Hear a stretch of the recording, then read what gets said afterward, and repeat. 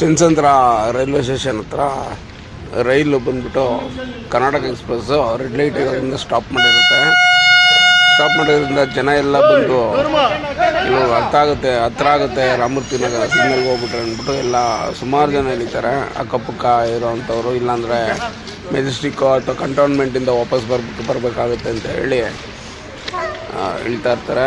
ನೀವು ನೋಡ್ಬೋದು ಇಲ್ಲಿ ಟ್ರೈನು ನೋಡ್ಕೊಂಡು ಬರ್ತಾ ಇದ್ದಾರೆ. ನಾನು ಬರ್ತಾಯಿದ್ದೀನಿ ಅಂತ. ಈ ಟ್ರೈನ್ ಬಂದ್ಬಿಟ್ಟು ಇಂಜಿನ್ ಬಂದ್ಬಿಟ್ಟು ಉಳಿದ ಬೋಗಿಗಳನ್ನ ಕರ್ಕೊಂಡು ಹೋಗೋಕೆ ವಾಪಸ್ ಬರ್ತಿದೆ. ಅದು ಅಟ್ಯಾಚ್ ಆಗೋಕ್ಕೆ ತುಂಬ ಸುರಕ್ಷತೆ ನೋಡ್ತಾ ಇದ್ದಾರೆ ಅವರು.